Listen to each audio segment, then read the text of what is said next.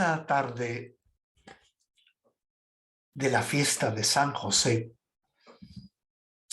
vamos a hacer como un doble programa, un pequeño preámbulo, hablando por supuesto de este gran santo en este año dedicado a él, en donde veremos pues un texto de José Luis Martín Descalzo, que es su santo también hoy, y luego pues un pequeño reportaje de Romer Report sobre una homilía del Papa Francisco en el 2017 hablando de San José, y cómo es precisamente uno y otro hablan del sueño de San José y cómo es ese lugar teológico del sueño en que él se encuentra con Dios, que le revela su misión y la misión del que va a ser su Hijo Jesús.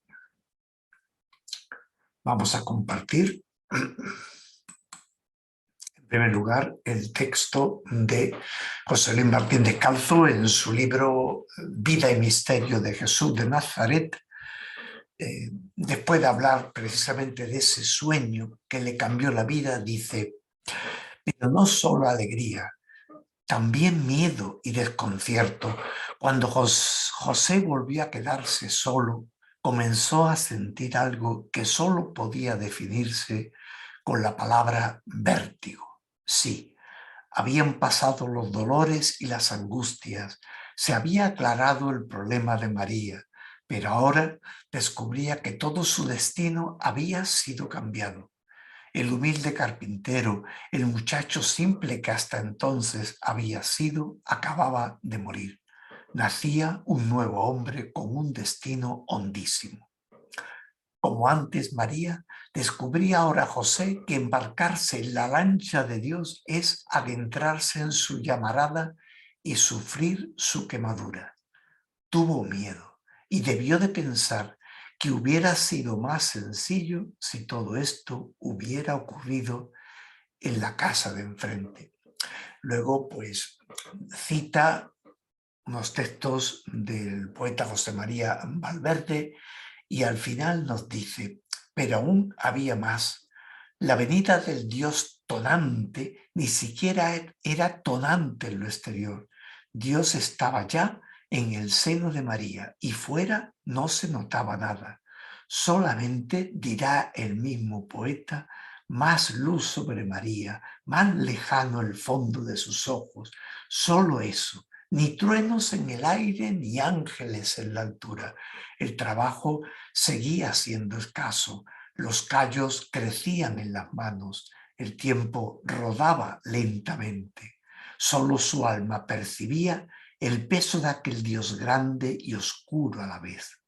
Quizá, pensó, cuando el niño nazca, termine por aclararse todo. Y ahora el vídeo del Papa Francisco. Vamos a compartir, vamos a ver, vamos a compartir pantalla. Aquí tenemos al Papa. En su homilía en Casa Santa Marta, el Papa Francisco recordó la fiesta de San José. Dijo que este santo da la capacidad de soñar, de arriesgarse y de afrontar las dificultades para realizar los sueños. Io oggi vorrei chiedere, ci dia a tutti noi la capacità di sognare.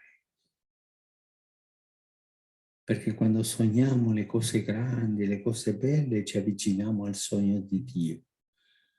Le cose che Dio sogna su di noi. Che ai giovani dia, perché lui era giovane, dia la capacità di sognare, di rischiare e prendere i compiti difficili che hanno visto nei sogni. E ci dia a tutti noi la fedeltà che generalmente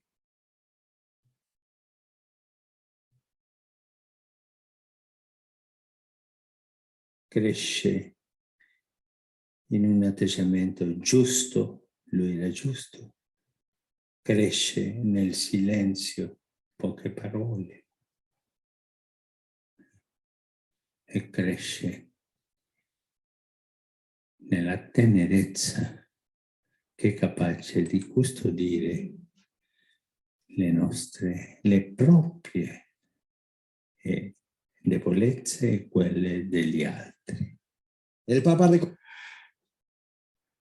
Bien, creo que con estas dos cuestiones pues podemos efectivamente dedicar el tiempo que se merece esta gran figura de nuestra Iglesia, cuyo año efectivamente celebramos ahora.